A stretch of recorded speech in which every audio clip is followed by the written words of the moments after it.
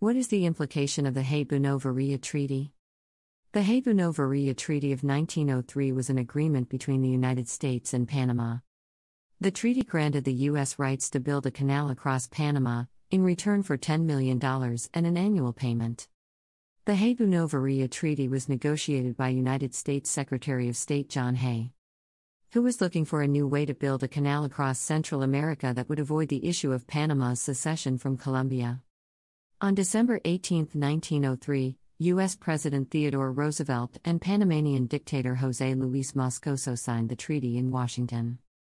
Although Panama had been a territory of Colombia since 1856, the Hay-Bunova Treaty was ratified by the U.S. Senate and recognized as valid under international law, making it the first treaty with a Latin American country.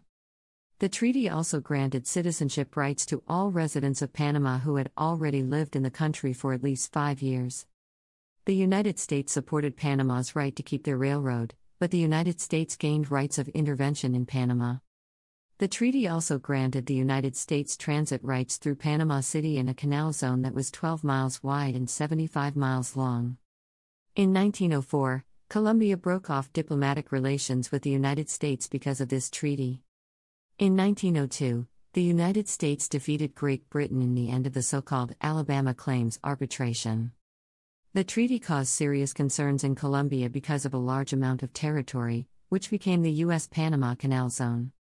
The Hay-Bunova Treaty, Spanish, Tratado de Paz, Arbitrae y Amistad entre España y los Estados Unidos de Colombia, was a treaty between Spain and the United States signed on November 20, 1903.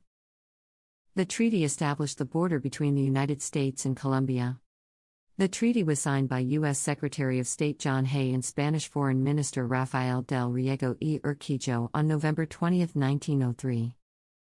The final draft was ratified by both governments on December 5, 1903. The United States reasons for the signing of the treaty. The United States signed the Hay-Bunova Treaty with Panama in order to get control of the Panama Canal. The U.S. also promised to protect Panama's independence and sovereignty. The U.S. had a few reasons for signing this treaty. 1. To get control of the canal. 2. To protect Panama's sovereignty and independence. 3. To have a place in Central America that wouldn't get invaded. 4. To use the canal for their own economic advantage. 5. To establish and maintain order in the area. 6. To protect their property, lives, and interests. 7. The United States wanted to ensure that they had control over Panama by using military force if necessary. The treaty is named after the 3 men who signed it. U.S. Secretary of State Hay, Panamanian revolutionary leader Felipe Bunova, who would later become one of Panama's first presidents, and the Panamanian Foreign Minister José Eustacio Rivera. This treaty allowed for American control of the Panama Canal, which was to be used for their own economic benefit. The treaty was one of the turning points for Latin America. It changed the balance of power between Mexico and the U.S., as well as making Panama a nation controlled by others. However, many Panamanians view the treaty as a violation of their sovereignty. In 1903, Manuel Amador Guerrero became the first president of an independent Panama. The language spoken is Spanish, but many Panamanians speak various indigenous languages. Panama is located in Central America, bordering both the Caribbean Sea and the Pacific Ocean. The country consists primarily of lowlands, hills, mountains, jungle areas, and coastal mangrove swamp. The compromise between the United States and Panama. The United States and Panama have a long history of diplomatic relations. The United States and Panama have a long-standing relationship that dates back to the early 1800s. The two countries have been able to work together on many issues, even when they have had disagreements.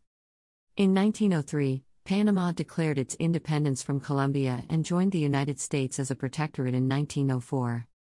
In 1964, Panama became an independent nation, but it did not break ties with the U.S. until 1977. When it broke off diplomatic relations with Washington due to U.S. military presence in Panama. Despite this history, it is important to understand where the two countries stand currently. In 2015, Panama restored diplomatic ties with Washington after Hillary Clinton, then Secretary of State, apologized for the U.S.'s bombing of a Panamanian hospital. This apology was one of the key events that led to today's close relationship between America and Panama. In 1892, France and Panama allied with the United States to help Mexico fight a war against Spain.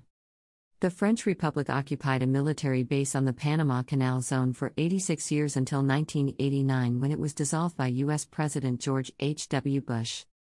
On December 31, 2000, Panama allowed the United States to take control of the Canal Zone. When it was first excavated in 1909, there were 2 sets of locks, but one set was destroyed by a fire in 1979. Panama has always argued that since the canal is publicly owned and operated, it falls under its national sovereignty. This treaty also included provisions that would have allowed the U.S. to take control of parts of the canal in Panama's absence. On December 31, 1979, U.S. President Jimmy Carter gave an ultimatum to Panama. Either sign the treaty with all its provisions or give control of the canal to Washington by April 3. Panama refused to comply, as it would have violated its obligations to the U.S. under the 1903 treaty. U.S. President Ronald Reagan initially ordered a military invasion of Panama on December 20, but withdrew his troops. When it became clear that there would be no easy victory in a war with strong anti-U.S. sentiment in Panama. In response to U.S. pressure and threats of military action, General Manuel Noriega began negotiations with the U.S. to establish control over the Panama Canal. Britain and France rejected the Canal Treaty in a vote by the United Nations on December 10. After an international committee of experts concluded that it was not in line with existing treaties, although it did not rule out a later renegotiation. The relationship between Panama and U.S. has been conflictual, but the construction of the canal became the cornerstone of Panama's independence. Panama's independence has created a new lifestyle for the Panamanians, which is the result of an economic growth. Don't forget to subscribe to the channel. Thank you.